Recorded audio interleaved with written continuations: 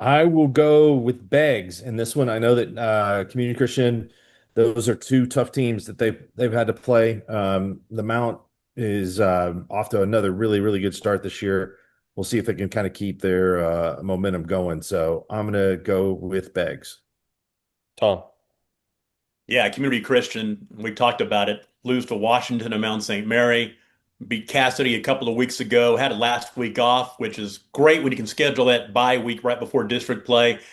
Beggs played last week. They blew out Oakland 55 to 8. Beggs won this game by 10 a year ago, and I see a similar result this week. Golden Demons for the win. Yeah, I mean, I think it sounds like smart money is with Beggs. Community Christian has some good momentum, but going two Beggs and Beggs has been rolling. This is gonna be a fun game. This is one of those district games that early in the season, but it's gonna have big consequences for late in the season and playoff seeding. Community Christian, I have to mention one of their players, um, young man by the name of Carson Rehkop, whose dad, Brandon Rehkop, is one of the greatest Cherokee chiefs of modern time and a good buddy of mine, a big OU guy.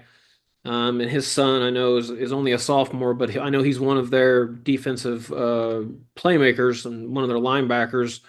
But Beggs has a lot of playmakers too, and they have a home field advantage in this game. Trey Ross, I know he's a big play threat.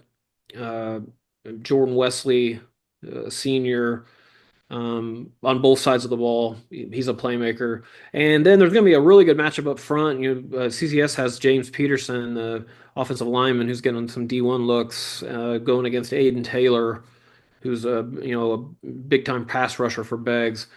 I got Beggs a 10-point favorite at home. I think it stays closer than that, but I do think Beggs just has a little bit too much talent on the skill player wise, and they win the game 28-20.